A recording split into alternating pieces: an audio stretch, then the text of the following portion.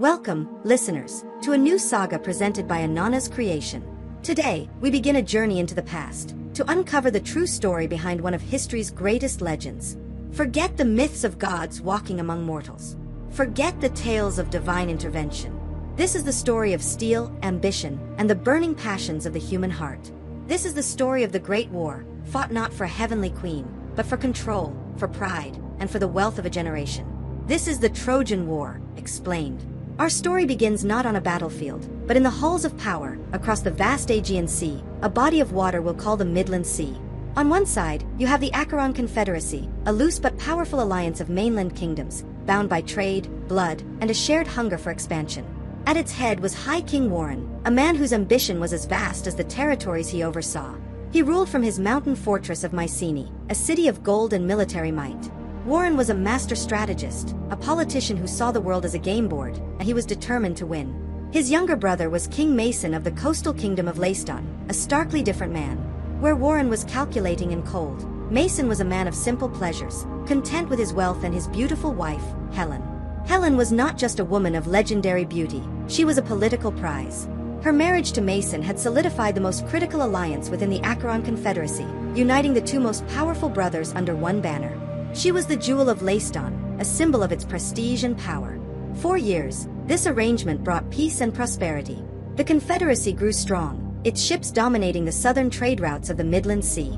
But to the east, across the water, lay a single defiant power that stood in their way, the city-state of Ilios, a commercial titan. We know it from the legends as Troy. Ilios was a marvel of engineering and commerce, its formidable walls standing guard over the entrance to the Hellespont, the narrow strait that was the only gateway to the lucrative trade routes of the Black Sea, which we'll call the Euxine Sea. Any ship that wished to pass had to pay a heavy toll to Ilios. Over generations, this had made the city fabulously wealthy and infuriatingly arrogant in the eyes of High King Warren. He saw Ilios not as a trading partner, but as a cork in a bottle, stifling the full potential of his confederacy's economic might. He needed a reason, any reason, to uncork that bottle. That reason would arrive on a diplomatic vessel. King Preston of Ilios, an aging but respected monarch, sent his two sons, Prince Hector and Prince Paris, on a mission of goodwill to the kingdom of Lacedon. It was meant to be a routine visit to smooth over recent trade disputes and maintain the fragile peace. Hector, the elder son, was the crown prince, a man forged in the crucible of duty. He was Ilios's greatest warrior, a devoted husband and father, and a man who carried the weight of his city's future on his broad shoulders. He was cautious, honorable, and deeply suspicious of the Acheron lords. His younger brother, Paris, was his opposite. Where Hector was stone, Paris was water, charming, fluid, and breathtakingly handsome. He was a poet and an artist, a man who lived for beauty and passion, often neglecting the tedious responsibilities of his royal station. He could disarm the most hostile courtier with a smile and a well-placed compliment. But beneath that charm lay a reckless streak, a disregard for consequences that would soon set the world on fire. King Mason welcomed the princes of Ilios with open arms and a grand feast. For days, the halls of Lacedon were filled with music, wine, and forced smiles. Prince Hector engaged in tense but polite negotiations with Mason's advisors, while Prince Paris worked his charm on the court. And his attention soon fell upon Queen Helen. He saw in her not just beauty, but a shared confinement. Helen was a queen, surrounded by luxury, but she was also a political chess piece, her life dictated by alliances and the ambitions of men like Warren. Paris spoke to her not of politics or power, but of art, of distant lands, of a life where one's choices were their own. Helen, who had performed her royal duties with flawless grace for years, found herself captivated by the young prince's words. For the first time, someone saw her not as a symbol, but as a person. A dangerous, unspoken connection began to form between them in the stolen glances across the banquet hall and the quiet conversations in the palace gardens. The fateful moment came when King Mason was called away on urgent business. His grandfather had passed away in the distant island kingdom of Crete, and he was obligated to attend the funeral rites. It would be a journey of several weeks.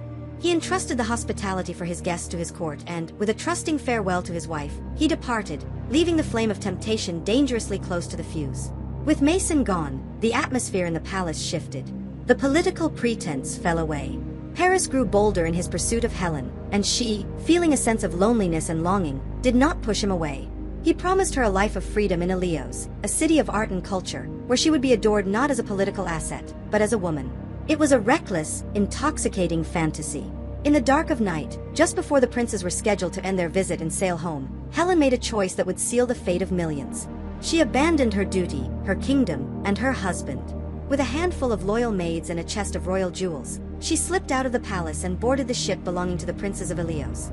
As the vessel quietly slipped its moorings and sailed into the dark waters of the Midland Sea, it carried not a kidnapped victim, as the legends would later claim, but a willing participant in an act of profound betrayal. When King Mason returned weeks later, he found his palace in an uproar, his bedchamber empty, and his honor in ashes. The news was already spreading like wildfire across the Confederacy. The wife of a king of the Acheron, the jewel of Lacedon, had been stolen away by a prince of Ilios. The trade disputes and the political tensions were instantly forgotten, replaced by a raw, personal insult that could not be ignored. In his cold mountain fortress, High King Warren heard the news, and a slow, grim smile spread across his face. The insolence of Ilios had finally given him what he had desired for so long. It was not just a reason for war. It was the perfect cause. A cause that every king in the Confederacy could rally behind, the recovery of a stolen queen and the restoration of a brother's honor. The bottle was about to be uncorked. The news of Helen's departure with the Ilian princes struck King Mason's palace like a thunderbolt from a clear sky. His initial disbelief quickly curdled into a black, venomous rage. It was a dual betrayal, by his wife, whom he had cherished, and by his guests, who had violated the sacred laws of hospitality. His pride was shattered. His name was now a whisper of mockery in the courts of the Confederacy. He tore through his royal chambers, the tapestries and artifacts that Helen had chosen now serving as bitter reminders of his humiliation. But beneath the fury was a deep, chilling grief. He had not just lost a queen, he had lost the anchor of his life.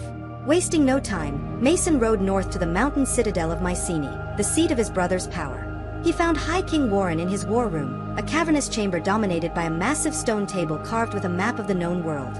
Warren listened to his brother's frantic, broken account with a feigned solemnity. He placed a hand on Mason's shoulder, his voice a low growl of manufactured outrage. He spoke of family honor, of the unbreakable bonds of brotherhood, and of the unforgivable arrogance of Ilios. But as Mason's eyes burned with tears of rage, Warren's eyes glinted with the cold fire of opportunity. The perfect cause had fallen directly into his lap. Immediately, Warren dispatched riders to every corner of the Acheron Confederacy.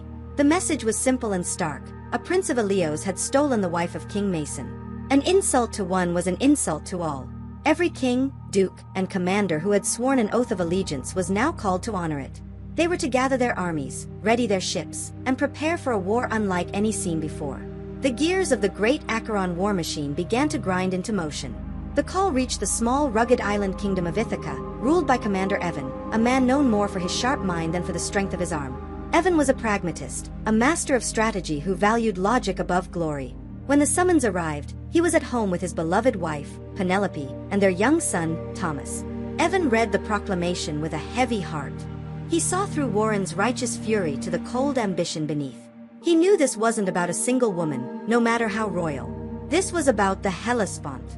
It was about trade, taxes, and territory. It was about Warren's insatiable desire to be the sole master of the Midland Sea. Evan argued with the High King's messenger, pointing out the immense cost of such a war, the years of lost trade, the thousands of lives that would be extinguished, all for a matter of pride. He knew that attacking the legendary walls of Ilios was a fool's errand, a campaign that could last a decade. But his arguments were met with stony glares. This was a matter of honor, he was told. To refuse the call would be an act of treason. Trapped by his oath, Evan reluctantly agreed to join the campaign, his mind already churning, not with thoughts of glorious battle, but with strategies for survival. Another summons traveled to the northern region of Phthia, home to the most feared warrior of the age, Ash. He was not a king, but he commanded more respect than most. Ash was a force of nature, a prodigy of combat who moved with a lethal grace that seemed almost inhuman. He led the Myrmidons, a private army of elite soldiers fanatically loyal to him alone. He owed no direct allegiance to High King Warren, but he was bound by a different kind of pact, a thirst for immortal glory. When the call to war came, his mother, Thea, a woman of haunting insight who seemed to see the threads of fate, took him aside. She presented him with a stark choice, a prophecy she had seen in her visions. "If you stay here," she said, her voice soft but firm, "you will live a long, peaceful life. You will marry, have children, and die an old man, happy and content, but your name will be forgotten by the generations to come. If you go to Ilios," she continued, her eyes filled with a deep sadness, "you will win eternal glory. Your name will be sung by poets for 1,000 years. But you will never return. You will die young on that foreign shore." Ash looked out at the sea, towards the distant land of Ilios. A long, forgotten life, or a short, glorious one. For a warrior like him, born for the crucible of battle, there was no real choice. "Let them sing of me," he whispered. He would go to war. With the key players committed, High King Warren called for a great council at the neutral port of Avalon, a massive natural harbor where the allied fleets were to assemble. One by one, the kings and champions of the Acheron arrived. The swaggering Duke Ajax, a giant of a man who commanded a formidable army. The wise and elderly Lord Nestor, a veteran of 100 campaigns whose counsel was highly valued. And finally, Commander Evan and the legendary Ash. Warren stood before the assembly of the most powerful men in the world. His voice boomed across the council square. He spoke of the sacred laws that Paris had broken, of the shame brought upon his brother's house, and of the duty they all shared to punish such an outrage. "We will sail to Ilios," he declared, his fist striking the air. "We will tear down their arrogant walls, we will burn their city to the ground, and we will take back what is rightfully ours. The wealth of Ilios will be your reward." A roar of approval went through the crowd. But Commander Evan stepped forward, his voice calm and steady amidst the fervor. He urged caution, laying out the logistical nightmare of a prolonged siege so far from home. He spoke of the strength of Ilios' walls and the skill of its great champion, Prince Hector. "This war will not be won in a single season," he warned. "It will bleed us of our men and our treasure for years." His words of reason were a bucket of cold water on their fiery rage. An uneasy murmur spread through the assembled lords. It was then that Ash, clad in his distinctive black armor, stepped into the center of the circle. He drew his magnificent sword, its bronze blade gleaming in the sun. "I did not come here to talk of logistics," he said, his voice ringing with contemptuous confidence. "I came here to fight. Let Hector and the armies of Ilios come. They will find me waiting. I will fight for the glory of our cause, and my myrmidons will fight with me." His declaration shattered the moment of doubt. The sight of the world's greatest warrior, committed to their cause, electrified the assembly. Who could lose a war with Ash on their side? One by one, the kings and commanders drew their own swords, raising them to the sky. They swore a binding oath. They would not rest, they would not falter, and they would not return to their homes until the city of Ilios was a smoking ruin and Helen was returned to King Mason. The decision was made. The die was cast. In the harbor of Avalon, a forest of masts began to rise as the greatest fleet ever assembled prepared to sail. 1,000 ships, carrying over 100,000 soldiers, all united by a single purpose. The world had never seen such a force. As the sails unfurled to catch the wind, a shadow fell across the land. A 10-year war had just begun. While the Acheron Confederacy gathered its storm of steel and fury, the ship carrying Prince Paris and Helen cut gracefully through the waters of the Midland Sea. For them, it was a voyage of stolen bliss, a world away from the consequences they had unleashed. They arrived at the grand port of Ilios under a brilliant sun, finding a city celebrating the return of its princes. But when Helen, the Queen of Lacedon, walked down the gangplank on Paris's arm, the celebratory cheers faltered, replaced by a wave of stunned, uncertain murmurs. The people saw her beauty, but they also saw a shadow stretching behind her, a shadow that looked ominously like war. In the great hall of Ilios, King Preston embraced his sons, but his eyes, wise and weary with age, were fixed on Helen. When the full story was revealed, not a diplomatic prize, but a willing fugitive from an Acheron king, the old king's face fell. He confronted his younger son, his voice not angry, but filled with a profound dread. "Do you have any idea what you have done?" Preston asked, his gaze sweeping over the map of their trading empire. "This is not a poem, Paris. You have not won a lover, you have invited a wolf pack to our door. High King Warren has wanted an excuse to destroy us for a generation. You have just handed it to him on a silver platter." Paris, still wrapped in the arrogance of his romantic conquest, dismissed his father's fears. "Father, our walls are impenetrable. Our treasury is full. The Acherons are a squabbling band of pirates, not a unified army. Their threats are mere bluster. They will not risk a war over a single woman." His words were cut short by the arrival of his brother. Prince Hector, his face a mask of cold fury, had already heard the news from his scouts. He ignored Helen and faced Paris directly. "A single woman?" Hector's voice was dangerously low. "You speak as if you stole a farmer's prize sheep. You have broken a sacred treaty. You have spat in the face of a king and his far more dangerous brother. I have spent my life training our army to defend this city from our enemies, not from the follies of my own blood." He gestured towards the window, to the city below. "These people will pay for your desires with their lives. My son may have to grow up in a city under siege because of you." The confrontation laid bare the fracture between the two brothers. Paris believed in his charm and his city's strength. Hector, the realist, saw only the coming storm. For Helen, the reality of her decision began to set in. In the court of Ilios, she was not a celebrated queen, but a beautiful curse. The admiring glances of the courtiers were tinged with fear, and she felt the weight of their silent accusation. She was an outsider, an omen, and the profound loneliness of her new position was a far cry from the freedom Paris had promised. Days later, the Trojan lookouts on the coastal watchtowers sounded the alarm. At first, it was a few specks on the horizon. Then more and more, until the entire western sea seemed to be covered by a forest of masts and sails. The Acheron fleet had arrived. 1,000 ships, a vast armada of vengeance, blotting out the horizon. The bluster of Paris died in his throat as he stood on the ramparts beside his brother. The sheer scale of the force arrayed against them was terrifying. The Ilian army, led by Hector, was already mobilized. They lined the beaches, their bronze shields and spear points glittering under the sun. They would not allow the enemy to land uncontested. As the Acheron ships approached the shore, their intentions were clear. This would be a brutal, bloody fight for every inch of sand. There was an old prophecy, known to both sides, that the first Acheron soldier to set foot on Ilian soil would be the first to die. As the landing boats scraped the shore, for a moment, even the most battle-hardened veterans hesitated. It was a brave captain named Silas who broke the spell. With a great war cry, he leaped from the prow of his ship and charged onto the beach alone, a symbol of Acheron courage. His bravery inspired his men, who poured out of the boats behind him. But the prophecy held true. Before Silas could strike a single blow, a volley of Ilian arrows found their mark, and he fell, the first casualty of a long and terrible war. The battle for the beach was chaos. The Acheron forces, struggling through the surf, were met by the disciplined shield wall of Hector's army. The clash of bronze on bronze, the screams of the wounded, and the roar of thousands of men filled the air. For a time, it seemed the Ilian defense would hold, driving the invaders back into the sea. Then came Ash. His ship, with its distinctive black sail, drove straight onto the beach. Without waiting for a ramp, Ash and his 50 myrmidons leaped over the side and into the fray. He was not a man, but a whirlwind of destruction. His movements were a blur of speed and precision, his spear and sword finding their mark with every strike. He broke through the Ilian shield wall as if it were paper, his myrmidons following in his wake, a disciplined wedge of death. His arrival shattered the Trojan morale. The sight of this single, unstoppable warrior created a panic in their ranks. Hector, seeing his line about to break, rallied his personal guard and charged to meet the new threat, but it was too late. Ash and his men had created a beachhead, a secure landing zone through which the rest of the Acheron army could now pour ashore. By late afternoon, the battle for the beach was lost.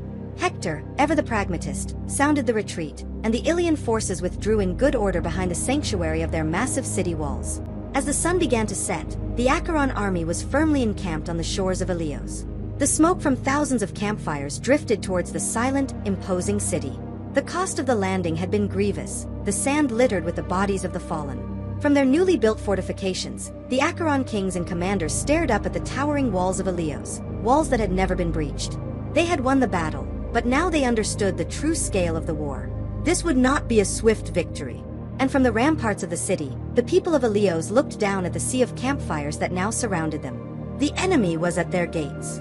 The initial shock had worn off, replaced by a grim determination. The siege had begun. The war did not unfold in a blaze of glory as the poets had promised. It descended into a long, grinding stalemate. The first year bled into the second, and the second into a third. The Acheron camp, once a temporary collection of tents on a beach, had metastasized into a sprawling, squalid city of its own, rife with sickness and discontent. The great walls of Ilios stood unbreached, a constant, silent mockery of Acheron might. The fighting devolved into a grim routine of skirmishes in the dusty no-man's land between the city and the camp, punctuated by occasional, meaningless duels between champions. The soldiers, who had signed on for a short campaign of plunder and glory, were now weary, homesick veterans, their hope eroding with each passing season. It was this festering environment of frustration that provided fertile ground for the seeds of dissent. High King Warren, far from the front lines, struggled to maintain control over an army of restless kings and their private armies. His greatest challenge, and his greatest asset, remained Ash, the brilliant but volatile warrior. Ash and his myrmidons did most of the effective fighting, conducting lightning raids on the surrounding towns and allies of Ilios to secure food, supplies, and treasure for the increasingly desperate Acheron army.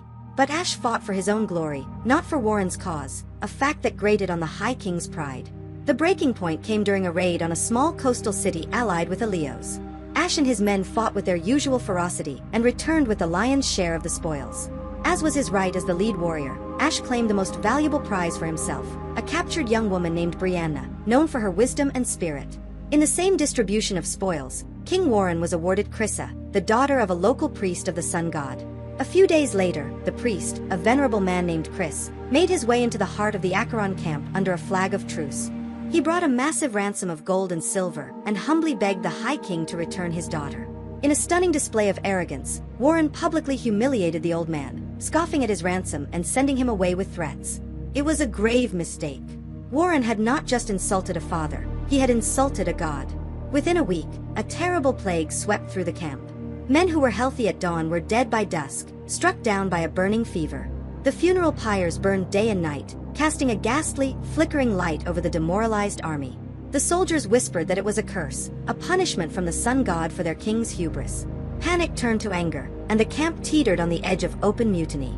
Forced to act, Warren convened a council of the Acheron leaders. The army's most respected seer, a man named Calvin, was summoned to interpret the god's wrath. With great reluctance, fearing the High King's temper, Calvin revealed the truth.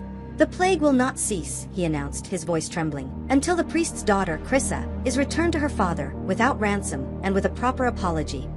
The council chamber fell silent. All eyes turned to Warren, whose face was purple with rage. He felt trapped, his authority challenged in front of his entire command. He lashed out, not at the gods, but at the man who stood as his rival for the army's respect. "Fine!" Warren bellowed, his voice echoing in the chamber. "I will return the girl. I will save this ungrateful army. But a High King cannot be left with nothing. If I am to give up my prize, I will take another's to compensate for my loss and to remind you all who is in command." His furious gaze settled on Ash. "I will take your prize. I claim the girl, Brianna." A collective gasp went through the assembly. To take a warrior's prize, won in battle, was the gravest of insults. It was a public stripping of his honor. Ash, who had been sitting quietly, rose slowly to his feet. The temperature in the room seemed to drop. "You will take what?" he asked, his voice deceptively calm. "You, who hide in your command tent while we bleed in the dirt. You, who risk nothing but gain everything. You greedy, pathetic excuse for a king. You ask us to die for your brother's pride, but you have none of your own. Take her, and I swear by my own life, it will be the last thing you ever do." "Are you threatening me?" Warren roared, his hand moving to his own sword. "You are a petulant child, a glorified killer who understands nothing of strategy or leadership. You will obey me." In a flash of bronze, Ash's sword was in his hand. He took a step towards Warren, his eyes blazing with murderous intent. For a moment, the entire war was about to collapse into a single act of regicide. It was the old wise Lord Nestor who threw himself between them, his arms outstretched. "Enough!" he cried. "Have we not enough enemies outside our walls? Must we tear ourselves apart from within?" Ash hesitated, his chest heaving with rage. The logic of Nestor's words, and the pleading eyes of his comrades, held him back. Slowly, he sheathed his sword, but his expression was colder and harder than any steel. "You can have the girl," he spat at Warren. "She means nothing to me. But hear this now. From this day forward, neither I nor my myrmidons will lift a single finger to help you. Not one sword, not one spear. You wanted to remind us of your power, King Warren? Then let us see how powerful your army is without me. When Hector and his Trojans are slaughtering your men at the gates of our camp, and you are on your knees begging for my help, you will remember this day. But I will not come." Without another word, Ash turned and strode from the council, his black cloak swirling behind him. A profound chill settled over the Acheron leadership. Their greatest weapon, the one force the Trojans truly feared, had just been willingly discarded. Later that day, 2 of Warren's heralds came to Ash's tent and, without a word, led a defiant Brianna away. Ash watched them go, his face an unreadable mask of stone. He then walked to the shore and sat, staring at the waves, a man alone with his wounded pride. The news spread through the Acheron camp like the plague itself, crushing what little morale remained. Across the plains, Ilian scouts saw the commotion and the strange lack of activity from the Myrmidon camp. They reported back to the city. Prince Hector listened intently. The enemy was divided. Their champion was sulking. A God-sent opportunity had arrived.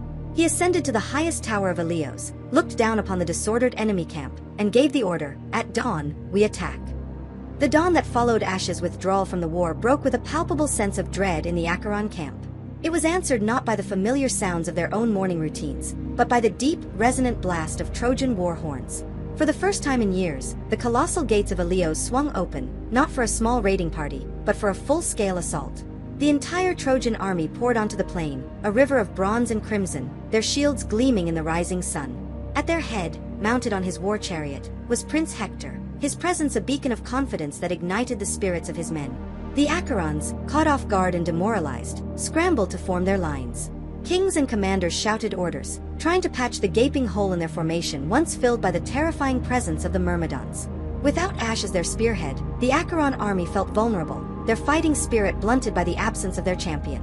They were about to learn the true price of their High King's pride. The two armies clashed with the force of a tidal wave. The Trojans, energized by their cause and their leader, fought with a ferocity the Acherons hadn't seen since the first day's landing.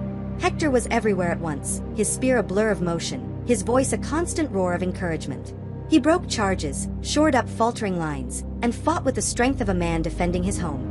The Acheron forces, led by stalwarts like the giant Duke Ajax and King Mason himself, fought back bravely, but they were consistently outmaneuvered and slowly, inexorably, pushed back.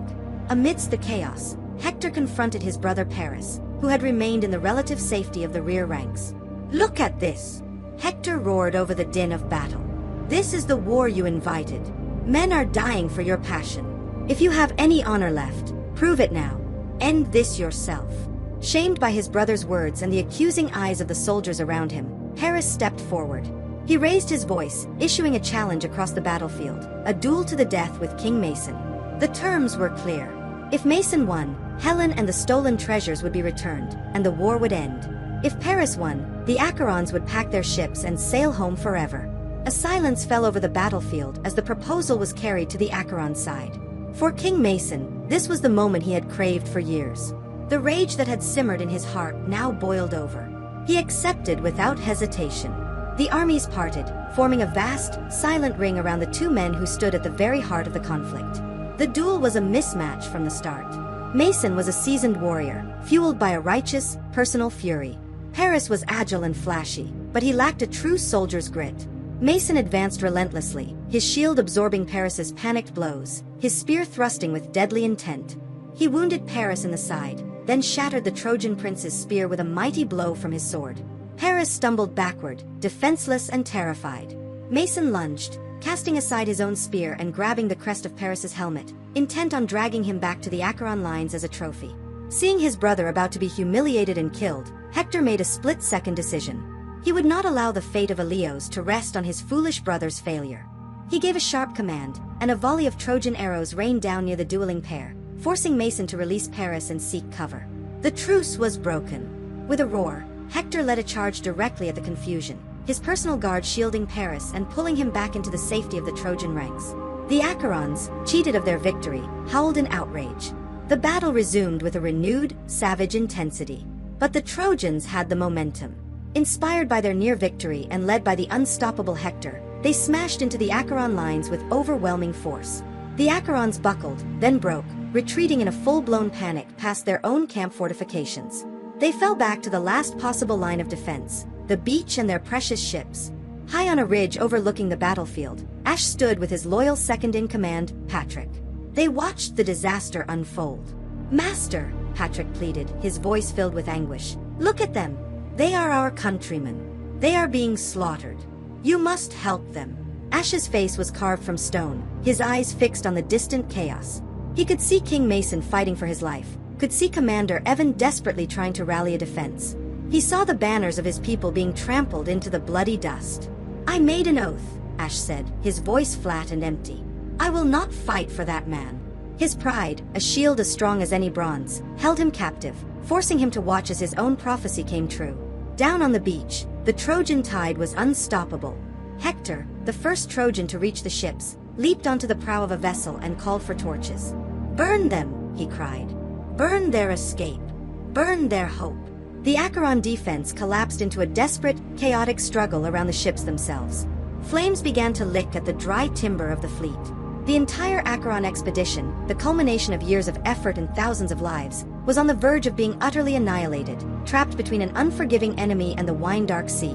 In his command post, High King Warren watched in horror, the architect of this catastrophe, as his army and his ambitions went up in flames. The battle for the ships was the Acheron army's final stand.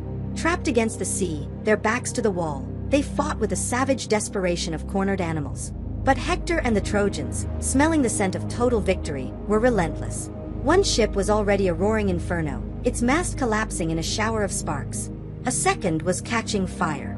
The wise old Lord Nestor, his face black with soot and his voice hoarse from shouting, tried to rally the men, but his words were lost in the terrifying din. Commander Evan, ever the strategist, had formed a circle of spearmen around the last remaining vessels, a final, futile attempt to protect their only means of escape. It was clear to all that the great Acheron expedition was breathing its last, suffocating in the smoke of its own burning fleet. From his vantage point, Patrick could no longer bear the sight. The loyal friend and confidant of Ash felt every Acheron scream as a personal wound. He ran into Ash's tent, his face etched with panic and grief. "They are dying," he choked out, grabbing Ash by the shoulders. "Everything we have fought for, everyone we know, is being erased on that beach. Your pride is not worth this. It is not worth the end of our people." Ash did not move, his jaw set like granite. "I will not break my oath, Patrick. I will not raise my sword for a man who stripped me of my honor." "Then do not do it for him." Patrick's voice cracked with desperation. He had a sudden, brilliant, and terrible idea. "Do it for them. For us. If you will not fight, then let me. Lend me your armor. Give me command of the Myrmidons. The Trojans do not fear a man, they fear a legend. They fear your armor. When they see it charging towards them, they will think their doom has come. They will break. It will give our men the chance they need to push them back, to save the ships. Please, Ash. It is the only way." Ash stared at his friend, seeing the selfless courage in his eyes. The plan was audacious, but it was also clever. It was a way to intervene without personally breaking his vow. His love for Patrick warred with his cold, unyielding pride. The love for his friend won. "All right," Ash relented, his voice heavy. "Take the armor. Take the Myrmidons." He stood and walked to the magnificent bronze armor stand that dominated his tent. He placed a heavy hand on Patrick's shoulder, his eyes boring into his friend's. "But you will listen to me," he commanded, his tone deadly serious. "You have one duty and one duty only. Drive the Trojans from the ships. Push them back from the camp wall. Once the fleet is secure, you are to stop. Do not, under any circumstances, pursue them to the walls of Ilios. Do you hear me? Let the glory of the chase go. Your task is to save our army, not to conquer their city. Swear to me, Patrick. Swear you will return once the ships are safe." "I swear it," Patrick said, his heart pounding with a mix of fear and exhilaration. He saw only the chance for glory and the opportunity to save his friends. The arming of Patrick was a solemn affair. The Myrmidons, roused from their long inaction, watched as Ash himself fitted the famous bronze cuirass, the greaves, and the magnificent helmet with its plume of horsehair onto his friend. When the armor was in place, Patrick seemed transformed. He was no longer just a loyal companion. He was a symbol, an embodiment of the greatest warrior alive. He picked up Ash's heavy ashwood spear and felt the power of the legend settle upon him. The Myrmidons let out a thunderous cheer, banging their spears on their shields. Their master was going to war. They charged from their camp like a thunderbolt. 50 fresh, elite warriors led by a figure clad in the most feared armor in the world. They smashed into the flank of the Trojan assault near the burning ships. The effect was instantaneous and electrifying. On the Acheron side, a collective roar of pure, unadulterated hope erupted from thousands of throats. "Ash is with us. Ash has returned."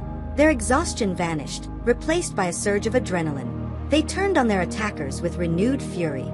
For the Trojans, the sight of that armor was like a vision from a nightmare.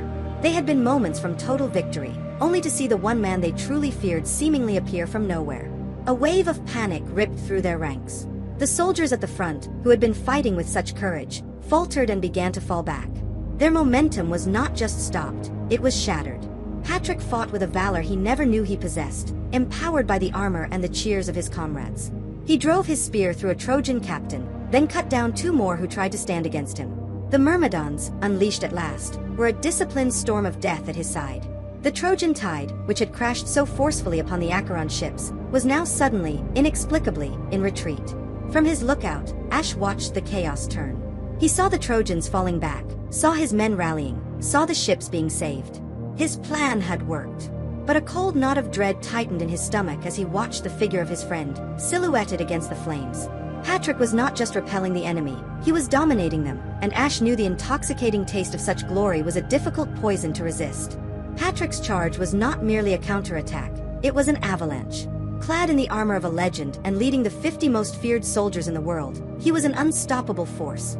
The Trojans, who had been on the verge of burning the Acheron fleet to ashes, broke completely. Their disciplined lines dissolved into a terrified mob, every man desperate to escape the wrath of the warrior they believed to be Ash. They fled across the plain, casting aside shields and spears in their haste to reach the safety of their city walls. The Acheron army, snatched from the jaws of annihilation, followed with a roar of triumph. They surged forward, their spirits lifted by the sight of their champion seemingly cutting a swath through the enemy. Patrick had done it. He had pushed the Trojans from the ships. He had driven them from the camp. He had fulfilled the promise he made to his friend. Standing at the edge of the Acheron defensive wall, watching the enemy flee, he had reached the moment where he was commanded to stop. But the cheers of 100,000 men were a deafening siren song. They were not cheering for Patrick. They were chanting, "Ash! Ash! Ash!" For the first time in his life, Patrick was not standing in his friend's shadow but was embodying his legend. The taste of that glory was intoxicating. He looked at the fleeing Trojans, then at the distant, towering gates of Ilios. He saw not a fortified city, but an opportunity. Ash's warning echoed in his mind, a distant, cautious whisper drowned out by the thunderous beat of his own heart. In that moment of supreme hubris, he believed he could do what even Ash had not. He believed he could end the war. "Forward!" he bellowed, raising Ash's heavy spear. "For the glory of the Acheron!" Ignoring the oath he had sworn, Patrick led the charge, and the emboldened Acheron army followed him in a wave of renewed fervor. He was magnificent in his rampage. He cut down Trojan lords and common soldiers alike. He fought with a reckless bravery that bordered on madness. As the Trojans scrambled to mount a defense at their city gates, Patrick killed Sorin, a prince from an allied kingdom and one of Ilios' most formidable commanders. The act cemented his heroic status in the eyes of the Acherons and drove the Trojans into further despair. Hector, trying desperately to rally his men at the city's massive west gate, watched the onslaught with disbelief. He had never seen Ash fight so recklessly, so far from the support of his own lines. As Patrick fought his way through the crush of bodies at the gate, a Trojan captain struck a wild blow that glanced off his helmet, knocking it from his head. It spun through the air and landed in the dust, revealing not the terrifying, rage-filled face of Ash, but the sweat-streaked, exhausted features of his young friend, Patrick. A gasp went through the Trojans nearby. The word spread like wildfire. "It is not him. It is an impostor." Hector saw it. His fear, the cold dread that the name Ash inspired, instantly vanished. It was replaced by a surge of pure, cold fury at the deception. He pushed his way through his own men, his eyes locked on the exposed and suddenly vulnerable Patrick. "You wear the lion's skin," Hector's voice boomed over the chaos, "but you are not the lion." Patrick, momentarily stunned by the loss of his helmet, saw Hector approaching and knew his glorious rampage was over. He raised his spear to defend himself, but he was exhausted, wounded, and now faced the full, focused might of the greatest champion of Ilios. The duel was brutally short. Hector parried Patrick's weary thrust and, with a powerful single motion, drove his own spear through the bronze of Ash's breastplate. The force of the blow lifted Patrick from his feet. He collapsed to the ground, the life fading from his eyes, his last breath a whispered, sorrowful utterance of his friend's name, Ash. Hector stood over the fallen warrior, his chest heaving. With a grim finality, he knelt and began to unstrap the legendary armor from Patrick's body. He pulled the breastplate, the greaves, and the vambraces from his foe. Holding the iconic helmet of his greatest enemy aloft was the ultimate symbol of victory. The Trojans let out a massive roar, their morale restored in an instant. The Acheron army, who had been moments from storming the city, stopped dead. They saw their champion fall. They saw his helmet removed. They saw the deception and the truth in one horrific moment. A wave of collective shock and despair washed over them, extinguishing their fighting spirit as quickly as it had been lit. Their triumphant charge dissolved into a stunned, panicked retreat as Hector and the reinvigorated Trojans surged forward once more. Back in the Acheron camp, Ash had been watching the battle with growing anxiety, his heart pounding with every step Patrick took closer to the city walls. He saw the charge falter. He saw the Acheron forces streaming back, their faces filled with terror. He knew, before anyone even spoke a word, that something terrible had happened. A runner, his face pale with horror and his clothes caked in dust and blood, stumbled into Ash's camp and collapsed before him. "He's gone," the runner gasped, unable to meet the warrior's eyes. "Patrick is dead. Hector killed him, and he has your armor." Ash stood motionless as the words washed over him. The world seemed to fall away, leaving only a deafening silence. His pride, the unyielding pillar of his existence, crumbled into dust, revealing a cavernous emptiness filled with a grief so profound it stole the very air from his lungs. The war was no longer about honor or kings. It was now about a debt of blood, and Ash would repay it with an ocean. When the news of Patrick's death reached Ash, the world did not explode in a roar of fury. It collapsed into a terrifying, dead silence. The men of his camp, who had seen him in his most fearsome rages, watched as all the fire and life seemed to drain from his face, leaving behind a hollow mask of disbelief. He stood motionless for a long moment, the runner's words hanging in the air like a poisonous fog. Then, a sound unlike any human cry tore from his throat. It was a scream of pure, primal agony, a sound of a soul being ripped in two. He fell to his knees, clawing at the dirt, pouring the dust and ash over his head in the ancient rite of profound mourning. The legendary warrior, the demigod of the battlefield, was utterly broken. His wail of grief was so profound it seemed to cross the sea itself, reaching his mother, Thea, in her distant island home. She had always felt the currents of her son's fate, and this wave of despair was the most powerful she had ever known. She appeared in his camp as if from a mist, a figure of quiet sorrow, finding her son lying in the dirt, inconsolable. She knelt beside him, stroking his hair as he choked out the story, his words interspersed with racking sobs. He confessed his own guilt, blaming his stubborn pride, his foolish oath, his unforgivable inaction. "It should have been me," he wept. "He wore my armor. He died in my place. My life is over, mother. It is a worthless, empty thing without him."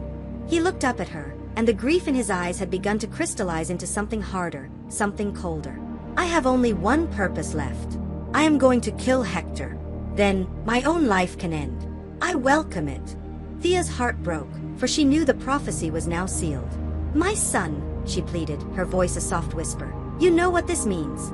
To kill Hector is to guarantee your own death upon these shores. Let it go. Let the Acherons finish their foolish war. Come home with me. Live a long life. Forget this place. Forget." Ash's voice was hollow. "There is no life for me to return to. My life was my friendship with Patrick. Hector stole that from me. My glory, my honor, they are meaningless, Ash. Vengeance is all that is left." He met her gaze, his eyes now clear of tears, filled only with a chilling absolute resolve. "Do not grieve for me, mother. I have been dead since the moment Patrick fell. I only remain to see that his killer joins him in the darkness." Knowing his will was unbreakable, Thea resolved to give her son his final wish. But he had no armor. Hector had stripped it from Patrick's body. Ash would need to be re-equipped, and that meant facing the man at the root of this tragedy, High King Warren. That evening, Ash walked into the High King's council tent. The assembled kings and commanders fell silent, stunned by his presence. His face was gaunt, his eyes haunted, but he carried himself with a new, terrifying gravity. He did not offer apologies or accusations. He simply looked at Warren and said, "The feud is over. I am returning to the war." Warren, humbled by his army's near destruction, saw not a challenger, but a savior. He immediately and publicly apologized, offering immense gifts of gold, bronze, and fine horses. He had the young woman, Brianna, brought forth, formally returning her to Ash. But Ash waved it all away with an indifferent hand. "Keep your treasures," he said, his voice devoid of emotion. "They mean nothing to me now. The only price I seek for my return is Hector." There was still the matter of armor. His old set was now a trophy in Ilios. His mother, Thea, promised a solution.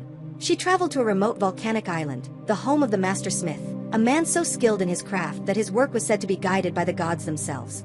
She told him of her son's fate and commissioned a final suit of armor, a masterpiece to protect him in his last days. The master smith worked through the night, his forge roaring like a captured star. He crafted a breastplate that shone brighter than the sun, greaves of polished bronze, and a helmet topped with a crest of shimmering gold. But the shield was his triumph. It was a marvel, a circle of bronze, silver, and gold depicting the two worlds that Ash's life now stood between. On one half, there were scenes of peace, a city celebrating a wedding, farmers harvesting their fields under. On one half, there were scenes of peace, a city celebrating a wedding, farmers harvesting their fields under a warm sun. On the other half, there were scenes of war, a city being besieged, soldiers clashing in battle, and grieving women weeping over the dead. It was a portrait of all that Ash was leaving behind, and all that he was embracing. When Ash donned the new armor, an otherworldly light seemed to emanate from him, a gleam so bright it was difficult to look at. He was no longer just a man, but an avatar of vengeance, a figure of terrible and divine beauty. He picked up his father's heavy ashwood spear, the only part of his old gear that had not been taken. The Acheron army, who had been murmuring in anticipation, fell into a hushed, reverent silence. They were seeing the return of their champion, but the man before them was not the same warrior who had sulked in his tent. The prideful boy was gone, replaced by a grim instrument of death. He did not wait for High King Warren's orders. He did not wait for the army to assemble. With a single sharp command to his myrmidons, he strode to the front of the Acheron lines and began to walk toward the Trojan army, which was still trying to regroup from its previous day's victory. He started at a walk, then a trot, then an all-out sprint, his new armor blazing like a falling star. The Trojans, seeing the single figure charging them, were at first defiant. But as he got closer, a primal fear took hold. This was not the warrior they had faced before. This was something else. The fury radiating from him was a palpable force, a wave of pure killing intent that washed over their lines. Their courage evaporated. Ash hit their front line not as a soldier, but as a natural disaster. He didn't just fight, he annihilated. His spear and sword were extensions of his grief, and every Trojan he cut down was a surrogate for Hector. He moved through their ranks in a blur of bronze and blood, his war cries a constant, guttural roar of one name: Hector. His rampage was so terrifyingly efficient that the main Trojan force broke and fled toward the river Xanthus, hoping the wide, swirling waters would provide a natural defensive barrier. It was a fatal mistake. Ash, heedless of the danger, charged directly into the river after them, his myrmidons right behind him. The battle in the river was a chaotic, horrifying spectacle. The water turned from brown to pink, then to a deep, churning red, clogged with the bodies of men and horses. Ash was relentless, killing with such a cold, mechanical fury that it seemed he was trying to choke the very life from the river with the dead. All the while, he searched for Hector. He scanned the Trojan ranks, his eyes burning with a singular purpose, but his true prey was nowhere to be seen. Prince Hector, a commander who valued his city more than his pride, was doing his duty.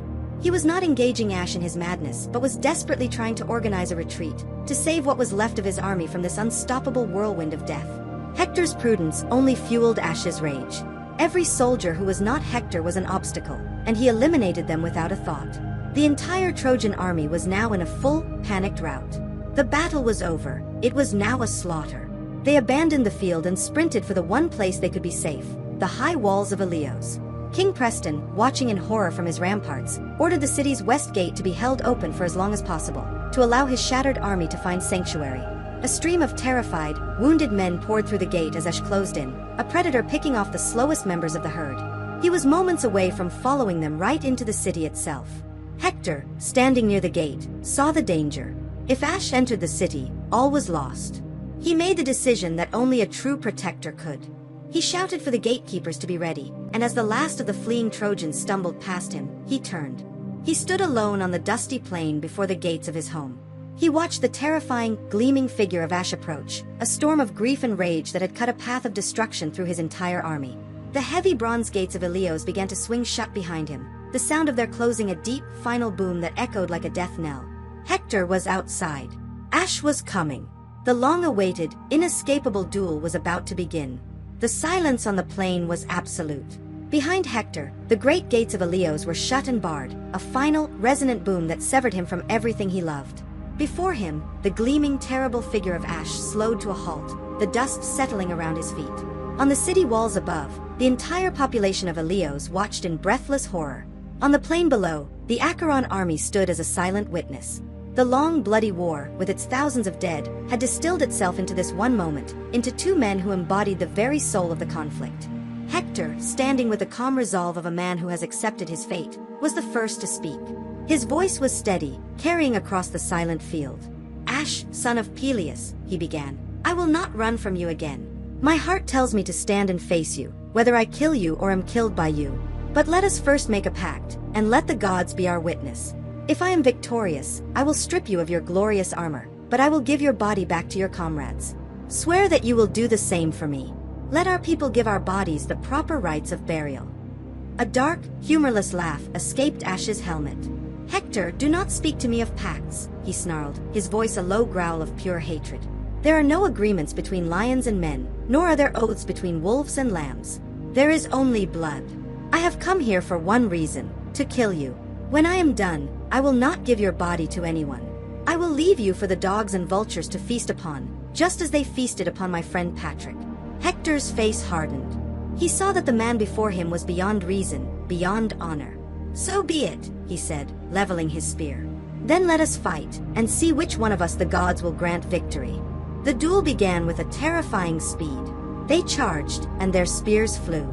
Hector's heavy bronze-tipped spear struck the center of Ash's new shield, but the masterwork held. The spear point crumpled, its power utterly negated by the shield's seemingly divine strength. A flicker of dread crossed Hector's face. Ash's spear, thrown with incredible force, grazed Hector's shield and flew past. Now armed only with their swords, they crashed together in a furious shower of sparks. But it was immediately clear that Ash had every advantage. He was faster, stronger, and protected by armor that could not be breached. More than that, he was fueled by a grief so potent it had become a weapon in itself. Hector, a master swordsman, found himself constantly on the defensive, his parries growing more desperate. He was wearing Ash's old armor, the very set stripped from Patrick's body, and the irony was not lost on him. Realizing he could not win a direct confrontation, Hector did the only sensible thing. He tried to create distance, to find a new angle, a moment's weakness. He began a strategic retreat around the city walls, his feet pounding the well-worn track his people used for races in times of peace. Ash pursued him relentlessly, a predator enjoying the chase, cutting off every attempt Hector made to find an advantage. To the horrified onlookers on the walls, it looked as if their champion was fleeing in terror. 3 times they circled the great city of Ilios, a desperate, running battle that only confirmed the inevitable. Finally, Hector knew there was no more running. He stopped, his chest heaving, and turned to face his doom with a courage that had defined his entire life. He drew his great sword for one last, heroic stand. As Ash closed in for the kill, his eyes were not on Hector's sword or shield. They were on the armor Hector wore, his old armor. He knew its every seam, every buckle, every single point of weakness. As Hector raised his arm to strike, Ash saw it, a small gap in the bronze plates, just at the base of the neck, where the collarbone meets the shoulder. It was the one place a fatal blow could land. With a final explosive burst of speed, Ash lunged forward, not with his sword, but with a spear he had retrieved during the chase. He feinted toward the shield, and as Hector moved to block, Ash drove the spear point with unerring accuracy into the small, unprotected gap. The spear drove deep, and Hector collapsed to his knees, his sword clattering on the ground.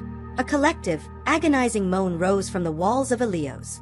Ash stood over him, his face a mask of grim satisfaction. Hector, choking on his own blood, made one final plea. "I beg you," he rasped. "By your own life, by your parents, do not let the dogs devour me.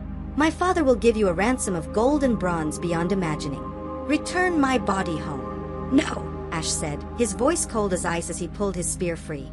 "No ransom could pay for the life you took. I wish I had it in me to carve you up and eat you raw myself. Now die." With his last breath, Hector looked at his killer. "I see my doom," he whispered. "But I see yours as well. Beware, for Paris and the gods will kill you at this very gate." Then the life fled from him. The champion of Ilios was dead. But Ash's vengeance was not complete. In a final act of horrifying desecration, he tied leather thongs through the tendons of Hector's ankles. He attached them to the back of his war chariot and whipped his horses into a gallop. The Acheron army watched in stunned silence as their champion dragged the body of his noble foe through the dust, circling the city he had died to protect. On the walls, the sounds of shock turned into a city-wide wail of unbearable grief. King Preston collapsed in the arms of his attendants. Hector's wife, Andrea, let out a piercing shriek and fainted. Helen of Troy stood frozen, watching the man who had always treated her with kindness be defiled, and she finally, truly, understood the full, monstrous cost of her love. All hope for the city of Ilios was now gone, dragged away in the dust behind Ash's chariot. The death of Hector did not quench the fire of Ash's grief. It only left him with a bitter taste of ash in his mouth. The Acheron army celebrated their monumental victory, but their champion took no part. He was a phantom of rage, a prisoner of his own sorrow. Each morning at dawn, he would tie Hector's body to his chariot once more and drag the fallen hero around the funeral mound he had built for Patrick. But the gruesome ritual brought him no peace. The rage that had been a roaring inferno had dwindled to a bed of smoldering coals, leaving him hollow, exhausted, and more alone than ever. One night, as he slept fitfully, he dreamt his mother Thea came to him. She did not scold him, but her face was etched with a deep sadness. My son, her voice seemed to whisper on the sea breeze, the gods weep for the noble Hector. This endless rage dishonors you. More than that, it dishonors the memory of Patrick. He was a man of kindness and compassion. Would he want this? Would he want you to become this monster? Vengeance is a fire that consumes the bearer. Let it go. Find your humanity again, before it is lost forever. Ash awoke in a cold sweat, his mother's words echoing in the silence of his tent. For the first time, he felt a flicker of shame. Inside the grief-stricken walls of Ilios, a plan of impossible courage was being formed. King Preston, his heart shattered by the daily spectacle of his son's defilement, made a decision. He would go to Ash. He would walk into the lion's den and beg for the body of his son. His family, his remaining sons and his wife, Queen Hecuba, pleaded with him not to go. It was suicide, they cried. The butcher of their people would surely kill him on sight. But Preston's resolve was absolute. I have lost everything, the old king said, his voice trembling but firm. What is my own life worth compared to my final duty as a father? I must bring my son home. Under the cover of darkness, a single unassuming cart was loaded with a king's ransom. 12 magnificent robes, 10 talents of pure gold, priceless bronze cauldrons, and a golden cup of exquisite design. Accompanied only by his elderly herald Ilios, King Preston drove the cart out of a side gate and into the dark, hostile plain. As the cart rumbled slowly towards the enemy camp, a lone figure emerged from the shadows. It was Commander Evan. He had seen the small procession from his watch post and, with his keen intellect, understood immediately what was happening. Moved by the old king's unbelievable courage, he raised a hand not to attack, but to halt them. The madness of kings and the grief of fathers can move the world, Evan said softly, his face unreadable in the moonlight. I will not stand in your way. Follow the path by the shore. It will lead you past the main sentries. I cannot guarantee your safety with Ash, but I can grant you the chance to ask. He then melted back into the darkness, a silent, unseen guide. Preston reached Ash's compound unchallenged. He left his herald with the cart and, taking a deep breath, walked alone into the main tent. Ash was sitting by a low fire, listlessly sharing a meal with his lieutenants. He looked up, his eyes widening in pure disbelief as the old king of Ilios entered, walked directly to him, and fell to his knees. And then, King Preston did the unthinkable. He took Ash's powerful, blood-stained hands in his own and pressed them to his lips. Ash, Preston's voice was a ragged whisper. Think of your own father. An old man, just like me, living in hope that he will see his son again. I have no such hope. I have watched my sons die, one by one, but Hector was the sun in my sky. And now I have brought myself to do what no man on earth has ever endured before. I have kissed the hands of the man who killed my son. He looked up at Ash, his ancient eyes swimming with tears. Have pity on me. Accept this ransom, a treasure worthy of a god, and give me back my dead son. Let me hold him one last time. Let his mother and his city mourn him. The simple, powerful words of a grieving father shattered the last of Ash's rage. He looked at the kneeling king and saw the image of his own beloved father, Ilios, old and frail, waiting for a son who would never come home. The grief he had held back, the sorrow that had curdled into rage, finally broke free. A tear slid down Ash's cheek, then another. He wept for Patrick. He wept for his father. And in that moment, he wept for Hector, and for the old king at his feet. Their grief was one and the same. Gently, Ash raised King Preston to his feet and sat him in a chair. Old man, he said, his voice thick with emotion, you have a heart of iron to have journeyed here. No other man would have dared. He accepted the ransom and then, showing a tenderness no one thought he possessed, he ordered his attendants to take Hector's body, to wash it carefully, anoint it with oils, and wrap it in the finest linen robes from the ransom cart, ensuring the grieving father would not see the terrible wounds. As the dawn began to break, Ash walked with Preston back to his cart, where the body of his son now lay in state. You will have a truce, Ash said quietly. For 11 days, no Acheron sword will be raised. Take your son. Grieve him. Give him a hero's funeral. On the 12th day, we will fight again. King Preston looked at the warrior, his enemy, and saw not a butcher, but a man. He nodded, his heart too full for words, and began his solemn journey back to Ilios. Ash stood alone, watching the cart grow smaller in the distance, a solitary figure in the pale morning light. The fire of his rage was finally gone, replaced by the cold, quiet understanding of his own mortality. When the cart bearing Hector's body passed through the west gate, a wave of grief washed over Ilios, a sound so profound it seemed to shake the very stones of the city. The people swarmed the cart, weeping and reaching out to touch the linen-wrapped form of their fallen protector. Hector's wife, Andrea, was the first to reach him. She threw herself upon his body, her cries sharp with the agony of a future stolen. "My husband," she wailed, "you have left me a widow, and our son an orphan. How will he grow to be a man without you to guide him? You were our wall, our shield, and now the wall has been broken."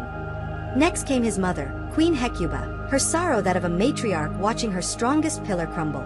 "Of all my sons," she lamented, her voice trembling with age and sorrow, "you were the dearest.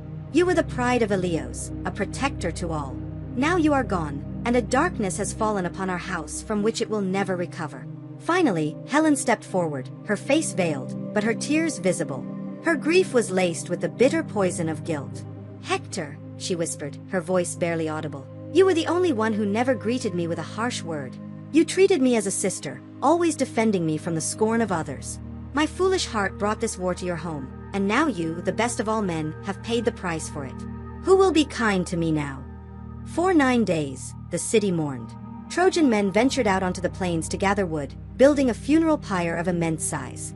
The truce held, no Acheron soldier disturbed them. On the 10th day, Hector's body was laid upon the pyre.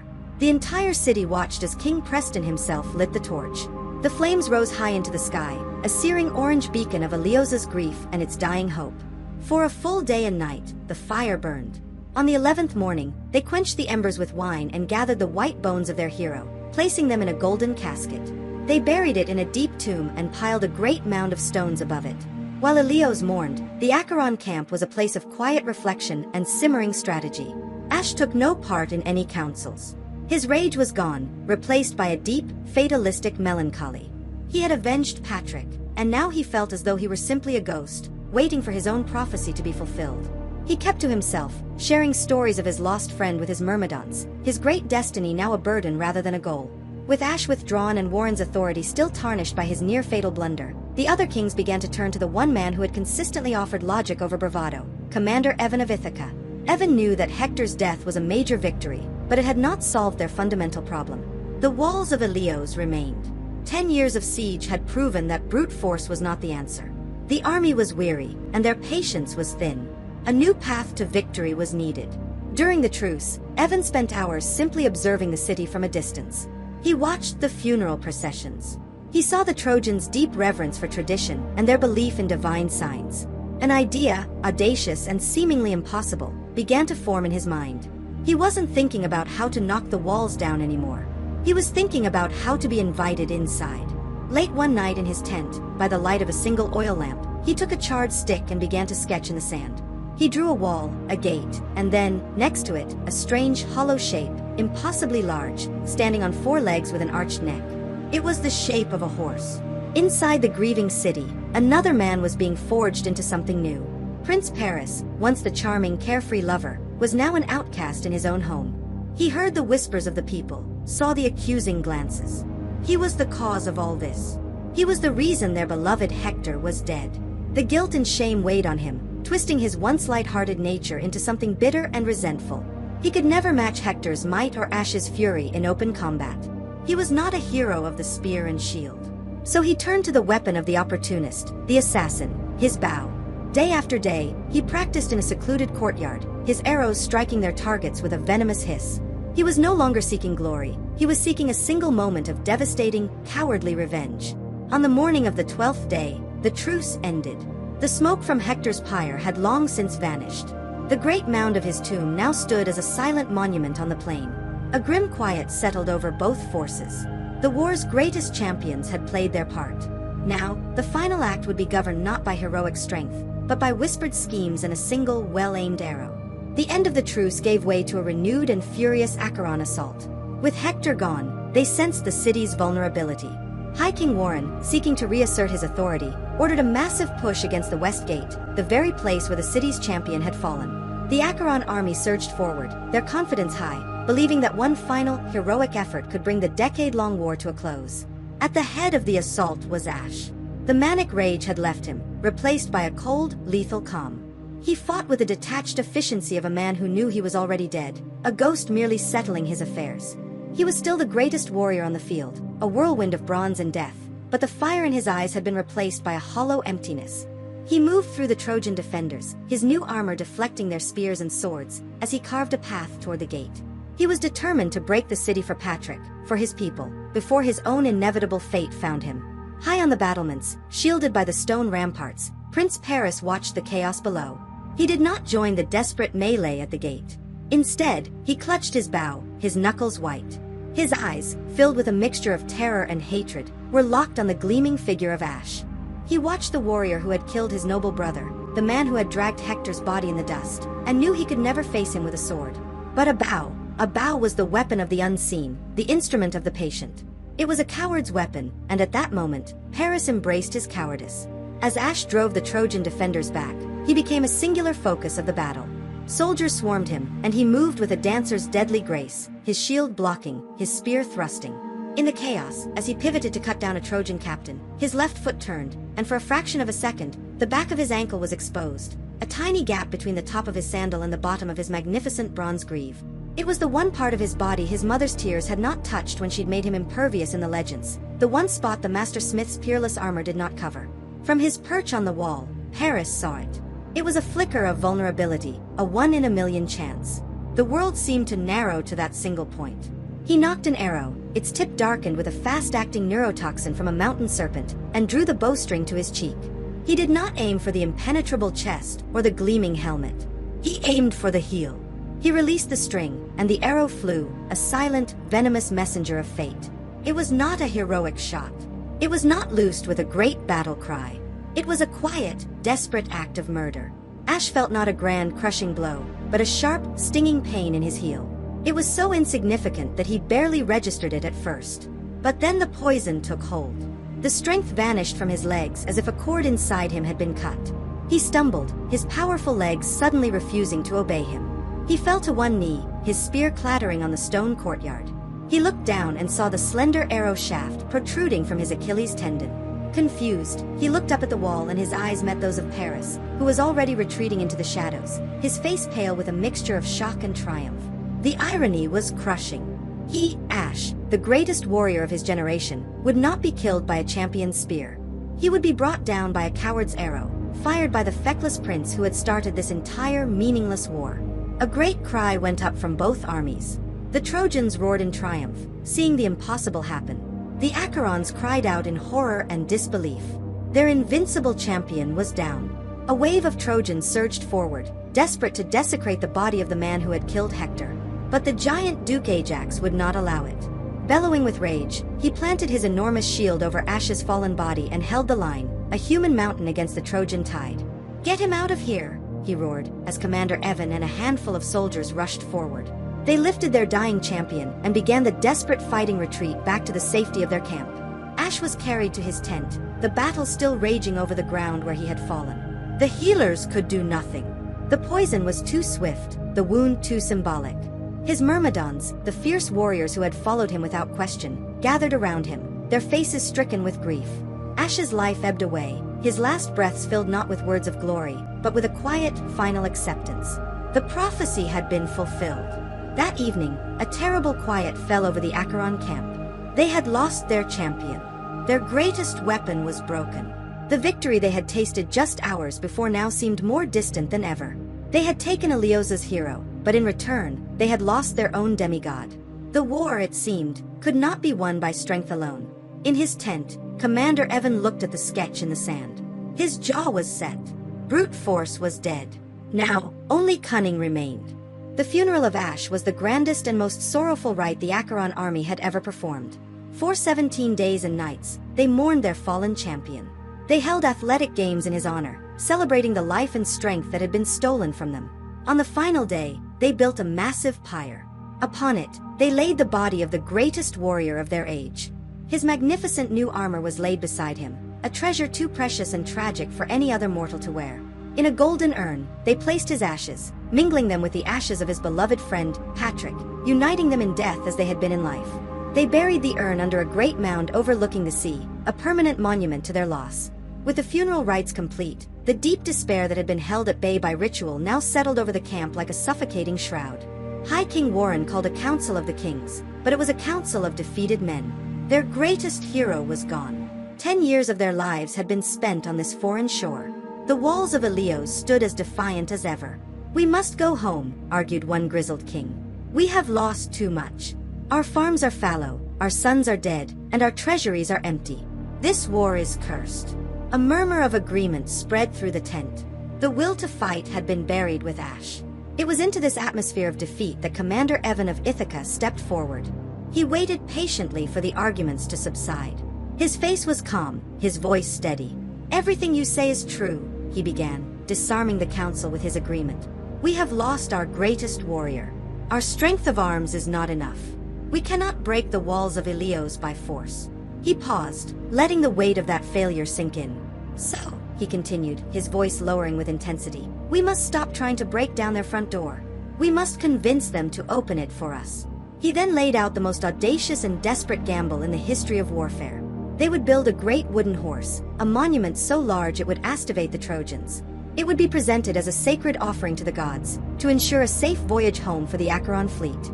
They would burn their camp, pack their ships, and sail away, appearing to all the world as if they had given up and gone home.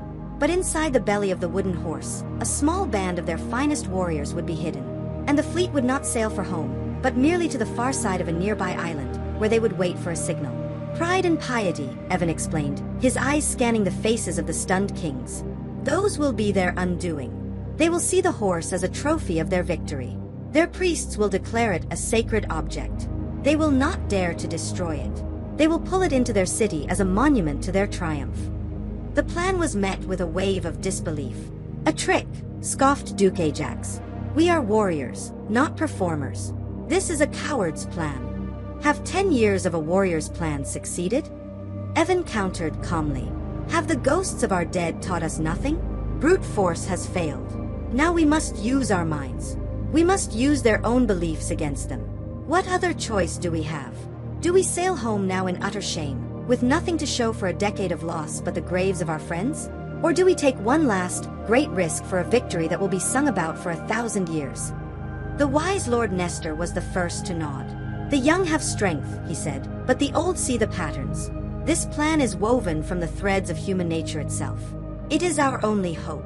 Slowly, reluctantly, the council was won over. Desperation was a more powerful motivator than pride. But the plan required one more element, a man willing to be left behind, a man who could lie with such conviction that he could deceive an entire city. For this role, Evan presented his own cousin, a man named Simon, known throughout the army for his quick wit and silver tongue. Simon, understanding the vital importance of the mission, bravely accepted the near-certain death sentence. He was coached on his story. He had been a victim of the cruel Commander Evan and was left for dead when the Acherons fled. His task was to convince the Trojans that the horse was a sacred offering to appease the gods for the long and bloody war. A strange new energy infused the camp. The sounds of mourning were replaced by the rhythmic thud of axes and the rasp of saws. Under the direction of the army's master craftsman, Artemis, they began to construct the monument of their deception. They felled sacred trees from a nearby grove, fashioning the timber into the shape of a colossal horse, a beast of wood large enough to hold 30 men. The best remaining warriors were chosen for the honor of hiding inside: Commander Evan himself, King Mason, and other heroes. As the horse took shape, a nervous, electric anticipation filled the air. The Acheron army was no longer a force of pure strength, but a company of conspirators, staking their entire future on a desperate gamble and a hollow wooden horse. The horse was finished. It stood on the sands before Ilios, a silent, monstrous beast of fir wood, so colossal it seemed to challenge the sky itself. In the pre-dawn gloom, Commander Evan and 30 of the Acheron's best remaining warriors gathered before it. This was the final, desperate roll of the dice. One by one, they ascended a hidden rope ladder and disappeared into the hot, cramped darkness of the horse's hollow belly. The hatch was sealed from within, plunging them into a claustrophobic silence, armed with only their swords and their faith in Evan's plan. They were now entombed, their lives entirely in the hands of their enemy's pride. As the sun rose, the main Acheron army began the final act of the Great Deception. They set fire to their own camp, burning the wooden huts and fortifications that had been their home for a decade. A great column of black smoke billowed into the sky. Then, they launched their fleet. From the walls of Ilios, the Trojans watched in stunned, breathless disbelief. The 1,000-ship armada, the bane of their existence for 10 long years, was hoisting its sails and heading west, into the open sea. It was over. They were leaving. A cautious hour passed, and then another. When the last Acheron sail had vanished over the horizon, a single tentative cheer rose from the walls, then another, until the entire city erupted in a roar of pure, unadulterated joy. For the first time in a decade, the great gates of Ilios were thrown open not for war, but for peace. The people poured out onto the scarred plain, a river of humanity reclaiming its land. They marveled at the ashes of their enemy's camp, and then, they saw it. The horse. It stood alone on the beach, a silent, magnificent, and deeply mystifying object. As the Trojans gathered around it, they found a lone figure, seemingly chained to the ground nearby. It was Simon, Evan's cousin, his face a convincing mask of terror and despair. He told his story, weeping as he spoke of the cruelty of Commander Evan, and how he had been chosen as a human sacrifice to ensure the fleet's safe return, only to have escaped at the last moment. "And the horse?" King Preston asked, his voice full of suspicion. "It is an offering to the goddess Athena," Simon said, his voice trembling. "Our seer, Calvin, declared that we had offended her, and only a magnificent offering could appease her for our voyage home." He then delivered the masterstroke of Evan's design. "They built it so large," he whispered, as if sharing a great secret, "specifically to prevent you from bringing it inside your city. For the prophecy also stated that if this sacred icon should ever pass through the gates of Ilios, your city would be granted the goddess's divine protection, and you would one day have the power to conquer us in our own lands." The lie was a work of genius, a perfect lure for a proud and pious people. But not everyone was convinced. A priest of the sea god named Lacedon pushed his way through the crowd. "Are you mad?" he bellowed. "Whatever this is, I fear the Acherons, even when they bear gifts." He took a soldier's spear and hurled it with all his might into the horse's wooden flank. It stuck fast, and from within, the Acheron warriors heard a dull metallic clang as the spearhead glanced off a hidden shield. They held their breath, certain they were discovered. But in the noisy crowd, the sound was barely noticed.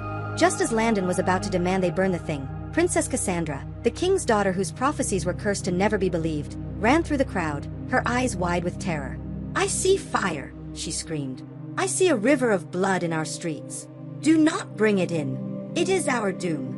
The people, accustomed to her fits of madness, simply pushed her aside. At that moment, a cry of horror went up from the side of the crowd. A section of a nearby siege tower, damaged in the last battle and left unstable, chose that exact moment to collapse. A heavy timber beam fell directly upon Lacedon the priest, crushing him instantly. The Trojans gasped. To them, it was not a tragic coincidence. It was a clear and terrifying sign from the gods. The priest had desecrated the sacred offering with his spear, and he had been struck down for his impiety. The debate was over. The doubters were silenced. A wave of religious fervor and triumphant celebration swept through the crowd. "Bring it to the goddess," they cheered.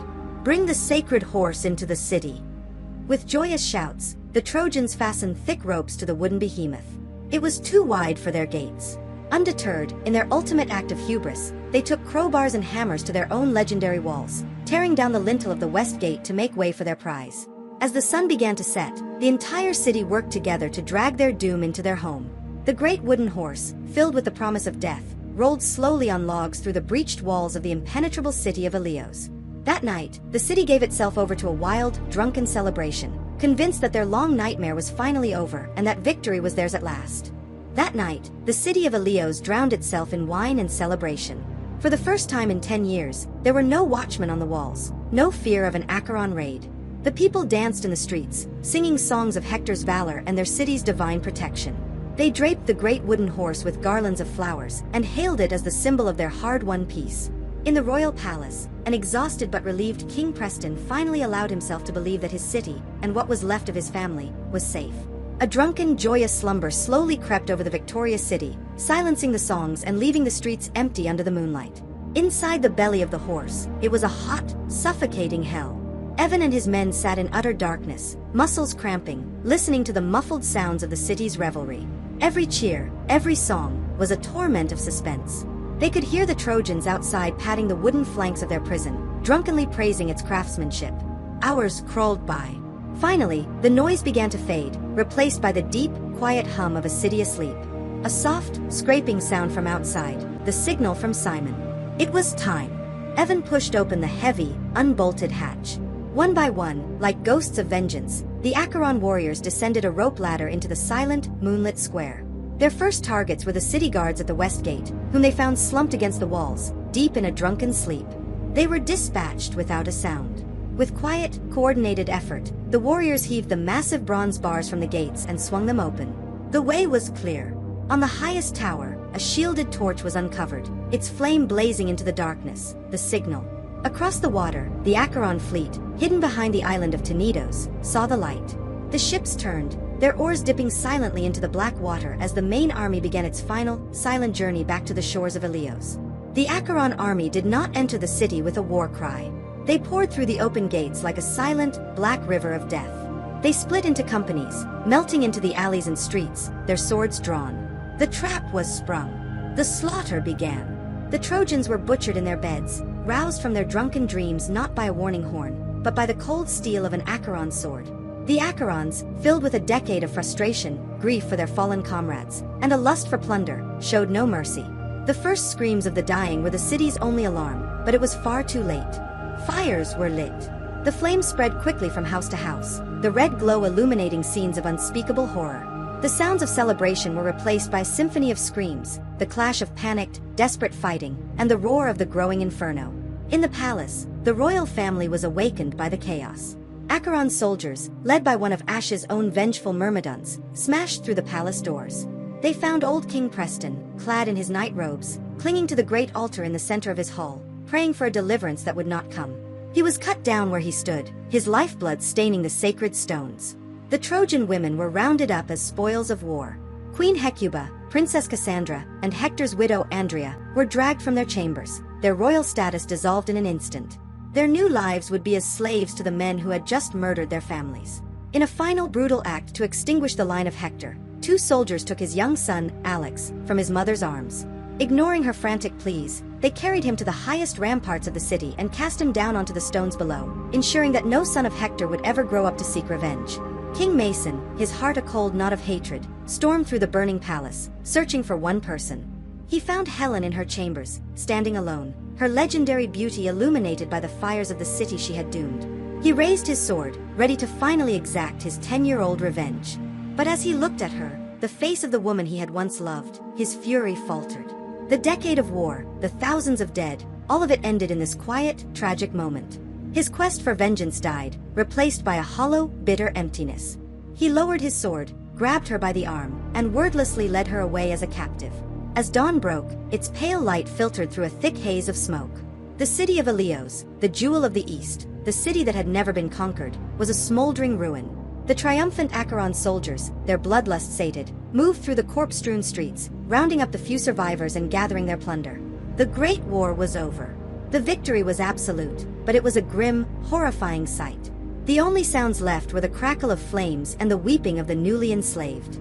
The dawn of the 12th day rose not on a battlefield, but on a graveyard. The great city of Ilios was a field of smoldering ruins, its proud towers transformed into jagged blackened teeth against the smoky sky. The Acheron army, their decade of pent-up rage now spent, moved through the desolation not as soldiers, but as scavengers, their victory celebrations having curdled into a grim and greedy accounting. The air was thick with the smell of burnt timber and the silence of the dead. High King Warren called for the division of the spoils. In the ruins of the main square, the treasures of Ilios were piled high, gold and silver plate, ornate furniture, fine textiles, and bronze weaponry. But the most valuable prizes were the survivors, the women of the royal house of Ilios, who now stood huddled together, their grief-stricken faces smudged with soot, their futures erased. One by one, their fates were decided. Princess Cassandra, the wild-eyed prophetess, was awarded to High King Warren as his personal prize. Hector's noble widow, Andrea, and her ladies-in-waiting were given to one of Ash's lieutenants, a bitter inheritance for a man whose master was dead. The aged Queen Hecuba, her entire family destroyed, was assigned to the household of Commander Evan, a burden of sorrow he accepted with a heavy heart. And Helen, the face that launched the war, stood beside her husband, King Mason. There was no triumph in their reunion, only the cold, awkward silence of 2 strangers bound by a decade of bloodshed. As the victors quarreled over their plunder, the army's seer, Calvin, came before the kings. His face was grim, his eyes filled with a disturbing light. "You celebrate," his voice rasped, "but the gods do not. This was not a battle, it was a sacrilege. You slaughtered a king at his own altar. You defiled temples and dragged priestesses from their sanctuaries. You have shown no piety, no honor. You have filled your cups with victory, but you have poisoned the well of your own good fortune. Mark my words, the journey home will be longer and harder than the war you have just survived." The sea does not forget the offenses made against the heavens. A few of the older commanders, like the wise Lord Nestor, nodded in grim agreement. But most, including Warren, dismissed the old man's words as religious hysterics. "We have won," Warren declared, his voice booming. "The gods favor the victorious. We will make our sacrifices, and they will be pleased." Their offerings were made hastily, acts of obligation rather than true reverence, their minds already on their homelands and the glory that awaited them. Only Commander Evan seemed to hear the weight of the seer's warning. He was the architect of this victory, yet he felt no joy. His cleverness had unlocked the gates, but it had also unleashed a hell of his own making. He looked at the faces of the captured women, saw the utter despair in their eyes, and felt a profound sense of unease. He had been away from his home, his wife Penelope, and his son Thomas for 10 long years. He longed to see them, but the path home now seemed treacherous, fraught with unseen dangers. He looked out at the calm blue expanse of the Midland Sea, and it seemed to him a malevolent, waiting entity. Within a week, the great Acheron fleet was ready. The ships were loaded heavy with gold, plunder, and human misery. The remaining structures of Ilios were put to the torch in a final, spiteful act of erasure. As the 1,000 ships pushed off from the beach, the soldiers looked back one last time at the smoking ruin that had consumed a generation of their lives. They raised their sails to a favorable wind, their prows pointed west, towards home. They cheered, believing their struggles were finally over. But as they sailed away from the cursed shores of Ilios, a dark bank of clouds began to gather on the horizon. The victory was complete, the war was won, but for Commander Evan and many of the other Acheron kings, their true trials were only just beginning. The Acheron fleet sailed from the ruins of Ilios on a sea as calm as glass, under a sky of brilliant, cloudless blue. The mood was triumphant.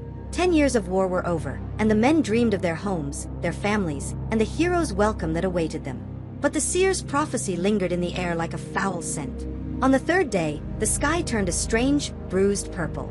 The wind died completely, and the sea grew unnaturally still and dark. Then, the storm broke. It was a storm of divine rage. The wind did not just blow, it screamed. Waves the size of mountains rose from the depths, tossing the great ships like children's toys. Rain and hail fell in blinding sheets, and lightning cracked the sky, not in singular bolts, but in searing webs of fire that illuminated the chaos. The unity of the Acheron fleet, the very symbol of their power, was shattered in a single night. Ships were smashed against each other, splintered by lightning, or simply swallowed by the churning sea. The grand army was scattered to the four winds, each king and commander left to the mercy of the gods they had offended. Through skill and sheer luck, High King Warren managed to keep a dozen of his ships together. He weathered the worst of the storm and, after several harrowing weeks, finally saw the familiar coastline of his own kingdom. He arrived at his citadel of Mycenae not with his full army, but as the survivor of a wreck, yet his pride was undiminished. He was the victorious king, the conqueror of Ilios, returning with his spoils, including the captive prophetess, Cassandra. He expected celebration. What he received was a chillingly perfect welcome. His wife, Queen Charlotte, greeted him with a flawless smile, her eyes betraying nothing of the black hatred that had festered in her heart for 10 years. She had never forgiven him for a terrible sacrifice he had made at the start of the war to gain favorable winds, the sacrifice of their own daughter. While he was away, she had taken his cousin, Egan, as her lover, and together they had plotted a homecoming of their own design. She ordered servants to lay out a magnificent crimson carpet from his chariot to the palace doors. "Walk upon this path, my victorious husband," she said, her voice like honey. "A conqueror such as you should not have to touch the common earth." Warren, his arrogance blinding him to the hubris of the act, readily accepted. But Cassandra, who had been silent for the whole voyage, suddenly shrieked. "I smell blood," she cried, her eyes wide with terror. "The house of the king is a slaughterhouse. A woman's treachery, a bath, a net of death." But her warnings were dismissed as the ravings of a mad slave. Warren walked the crimson path into his own home. Later, as the king soaked in a great bath, washing away the grime of his long journey, he was at his most vulnerable. Queen Charlotte entered, not with a towel, but with a heavy, netted robe. She and her lover, Egan, threw it over him, tangling his arms and trapping him. As the High King struggled, helpless, his wife took up a heavy axe. The conqueror of Ilios, who had survived the spears of Trojans and the wrath of the sea, was brutally murdered in his own bathtub, his victory and his life ending in a gush of crimson water. Far away, another fate was unfolding. Commander Evan's small squadron of ships had been driven far south by the storm, into uncharted waters. Battered and broken, with half his men lost to the sea, he was hopelessly lost. After weeks of aimless drifting, his desperate lookouts spotted land. They managed to beach their damaged ships on the shore of a strange, tranquil island. The air was warm and thick with the scent of unknown flowers. The land was lush and green, with no sign of civilization. Evan stood on the silent beach, surrounded by his exhausted, half-starved crew. He had survived the war. He had survived the storm. He was the great strategist, the man of cunning. But as he looked at the strange, beautiful, and deeply unnerving island before him, and then back at the vast, empty sea that had swallowed the path home, he felt a profound sense of dread. The war was over, but his own journey, his own struggle against the anger of the gods he had helped defy, had only just begun. While High King Warren met his bloody fate and Commander Evan was lost to the known world, other ships of the scattered Acheron fleet fought their own battles against the sea's fury. Among them was the vessel carrying King Mason of Lacedon and the woman at the heart of the storm, Helen. Their journey home was not swift, nor was it cursed with the supernatural horrors that would plague Evan. Instead, it was a long, mundane, and deeply uncomfortable purgatory. Blown far south by the storm, they spent 7 long years wandering the coasts of Cyprus, Phoenicia, and the ancient, wealthy kingdom of Egypt. It was not a romantic voyage. An impenetrable wall of silence and bitterness stood between the king and his reclaimed queen. Mason treated her with a cold, formal distance, like a priceless, but broken, artifact he was duty-bound to transport. For her part, Helen was quiet and withdrawn, wrapped in a cloak of guilt and sorrow. The Acheron sailors on the ship saw her as a curse, the living embodiment of their decade of suffering, and their muttered resentments followed her everywhere. In the slow passage of years, in the quiet solitude of the Egyptian desert and the endless nights on the calm Nile, the ice between them began to thaw, not into the warmth of renewed love, but into a shared, weary understanding. They were the only 2 people alive who truly understood the weight of their story from its very center. One evening, looking out at the foreign stars, Helen finally spoke of her regret, not just for her choice, but for the destruction it had wrought upon people like Hector who had shown her kindness. Mason, in turn, spoke not of his wounded pride, but of the hollow emptiness of a victory that had cost him his youth and countless friends. They were no longer the passionate lovers or the vengeful king. They were 2 survivors, irrevocably bound by a tragedy they had both helped create. When they finally returned to Lacedon, there were no grand parades. Their kingdom had been ruled by stewards for so long that their return felt like an echo from a distant past. The people greeted them with a quiet, solemn curiosity. They looked upon Helen not with hatred, but with a kind of weary awe, as if she were a figure from a grim legend. Their war was over, and they were tired of blame. Mason and Helen resumed their reign, ruling over a land that was finally at peace. They lived together in their palace, sharing a quiet, melancholic life. The passion was gone, replaced by a somber companionship. They were the living scars of the Great War, a constant, quiet reminder of the terrible price of pride and desire. Years later, travelers passing the coast where the great city of Ilios once stood would see nothing but ruins. The once impenetrable walls were now crumbling mounds of stone, overgrown with ivy and wild fig trees. Shepherds grazed their flocks where kings once held court. The wind whispered through the empty gateways, carrying with it not the sounds of a bustling city, but a profound, haunting silence. The city was dead, its memory already beginning to fade from history and bleed into myth. Around campfires and in the great halls of the Acheron kingdoms, the story of the war was already being told. And with each telling, it grew.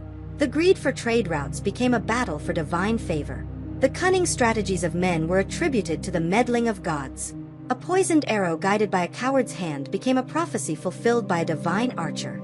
The true story, a brutal tale of human ambition and folly, was being polished and reshaped into the shining, immortal legend. But the legend was not quite finished. One crucial chapter remained. While Mason and Helen found their somber peace and the other Acheron heroes met their various fates, one man was still fighting the war. Commander Evan, the Wanderer, was still lost in a world of monsters and enchantresses, his mind and spirit tested at every turn. His war had not ended with the fall of Ilios. His was a different kind of war, a lonely, decade-long struggle not to conquer a city, but to find his way home. And it was his story, the tale of the last hero of Ilios, that the world was now waiting to hear. For Commander Evan and the exhausted crew of his remaining ships, the strange silent island seemed at first to be a paradise. After the horrors of the storm, its green shores and freshwater streams were a gift from the gods. Desperate for food, Evan led a small scouting party inland. What they found was not a welcoming village, but a landscape of unsettling scale. They saw giant hoofprints and, soon after, a massive cave with a crude stone wall built across its entrance. Curiosity and hunger overrode their caution. They entered the cave and found a giant's larder, massive racks of cheese and pens filled with lambs and kids. Evan's men, famished, urged him to take what they needed and leave. But Evan, bound by the ancient laws of hospitality and curious to see what sort of being lived in such a place, insisted they wait to meet their host. It was a decision he would forever regret. Toward evening, a great shadow fell over the cave entrance. A creature of monstrous size, a giant with a single massive eye in the center of its forehead, herded its flock of giant sheep inside. It was a cyclops. Without a word, he rolled a stone across the entrance, a boulder so large that 24 men could not have moved it. He lit a fire, and its flickering light revealed the trapped Acheron warriors. "Who are you?" the cyclops boomed, his voice like grinding rocks. Evan, ever the diplomat, stepped forward. "We are Acherons, returning from the great war at Ilios. We are lost, and we ask for your hospitality in the name of the great gods who protect travelers." The giant let out a short, brutal laugh. "My name is Polyphemus. We Cyclopes do not care for your gods." To prove his point, he snatched 2 of Evan's men, smashed their heads against the stone floor, and devoured them raw, bones and all. The remaining men could only watch in silent, abject terror. That night, as the monster slept, Evan drew his sword, intent on plunging it into the giant's heart. But his strategic mind stopped him. Even if he killed the beast, they were too weak to move the stone. They would be entombed with the monster's corpse, left to starve.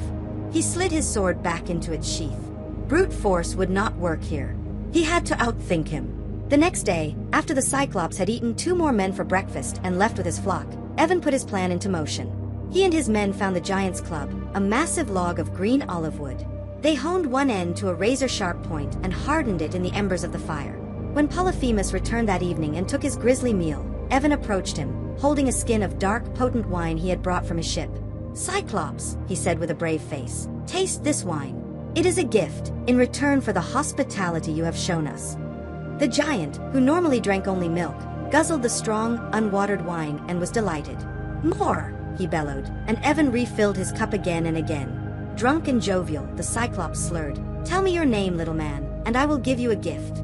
"My name," Evan said, his mind sharp as a razor, "is Nobody." "A fine name," the Cyclops roared with laughter. "Then my gift to you, Nobody, is that I will eat you last." With that, the giant collapsed onto the cave floor in a drunken stupor. This was their chance.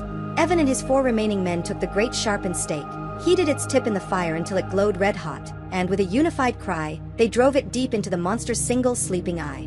Polyphemus awoke with a scream of pure agony that shook the cave. He tore the smoking stake from his face, thrashing blindly, as Evan and his men scrambled into the shadows. The giant roared for his brothers in the neighboring caves. "Help me! Nobody is killing me! Nobody is tricking me!" The other Cyclopes, hearing his cries, shouted back from outside. "If nobody is harming you, then you must be sick. Pray to the gods." And with that, they went back to their sleep. Evan's trick of the name had saved them from the monster's kin. In the morning, the blind and furious giant sat by the entrance, rolling away the stone to let his flock out to pasture. He ran his great hands over the back of each sheep, determined that no man would escape. But Evan had already devised the final step. He had tied each of his men to the thick, woolly undersides of 3 rams lashed together. He himself clung to the belly of the largest, oldest ram in the flock. As the great ram passed, the Cyclops stroked its back, murmuring to it, but never felt the man hidden beneath. They were free. They scrambled to their ship and pushed off from the cursed shore. But as they sailed away, Evan's pride got the better of him. He could not resist a final taunt. "Cyclops," he shouted across the water. "If anyone asks who blinded you, do not tell them it was Nobody. Tell them it was Evan of Ithaca." Polyphemus roared in fury and hurled a massive hilltop in the direction of the voice, nearly swamping their ship. But worse, he now had a name. He raised his hands to the sky and prayed to his father, the great sea god Poseidon. "Father," he bellowed, "grant me this. May Evan of Ithaca never reach his home. Or if he must, let him arrive late, alone, having lost all his comrades, to find a world of pain in his own house." Evan and his men rowed frantically away, but the curse was cast. He had won his freedom through his brilliant mind, but in a single foolish moment of hubris, he had earned the unwavering wrath of the god of the sea. His long journey home had just become a nearly impossible odyssey. The curse of the sea god was now a palpable force. No sooner had Evan and his men escaped the island of the Cyclops than Poseidon's wrath fell upon them. For weeks, they were hounded by unnatural storms and contrary winds that tore at their sails and spirits. The sea itself seemed to be their enemy, actively working to drive them away from the path home. Lost and demoralized, they were on the verge of giving up hope when they spotted another island. This one, which the natives called Aiaia, was different. It was lush, green, and strangely silent, with a single slender plume of smoke rising from a dense forest at its center. Wary of another monstrous host, Evan beached his ship in a hidden cove. He divided his crew. He would remain with half the men to guard the ship, while his trusted lieutenant, Eric, would lead a party to investigate the smoke. Eric and his men journeyed inland and found a scene of unsettling beauty. In a sun-dappled clearing stood a low, elegant house of polished stone. Prowling silently in the woods around it were lions and wolves, yet they were not fearsome. They approached the men placidly, fawning like tame dogs. From within the house, the sound of a woman singing, a voice of bewitching beauty, drifted on the air. Enchanted, all the men except the ever-suspicious Eric called out a greeting. A woman of breathtaking beauty emerged, her smile a welcoming sunrise. She introduced herself as Circe and invited the weary travelers inside. She sat them down at a grand table and served them a rich meal of cheese and barley, laced with sweet honey and a fragrant golden wine. The men, starved for comfort, feasted greedily. As they finished, Circe walked among them, tapping each man on the shoulder with a slender willow wand. Instantly, their bodies began to twist and shrink, their noses elongating into snouts, their skin hardening and sprouting bristles. Within moments, Evan's proud warriors had been transformed into pigs. Circe herded them with her wand out into a sty, where they now grunted and rooted in the mud, yet with the minds of men still trapped within. Eric, who had watched this horror unfold from the tree-line, fled back to the ship in a state of sheer terror. He told Evan the story, his words choked with panic, and begged his captain to set sail immediately and abandon the enchanted island. But Evan could not leave his men to such a fate. His responsibility as their leader weighed more heavily than his fear. He told Eric to stay and guard the ship. He would go to the sorceress's house alone. As he made his way through the unervingly silent woods, a gnarled old man, a hermit with eyes as clear and sharp as a hawk's, stepped onto the path before him. "The sorceress of Aiaia sets a deadly table," the old man rasped. "Her beauty is a lure, and her wine is a cage." He reached into his leather pouch and pulled out a small, black root with a stark white flower. "This is a moly root. The gods have shielded its power from mortal men. Chew it before you enter her house, and her dark magic will find no purchase in your blood." Without another word, the hermit vanished back into the woods.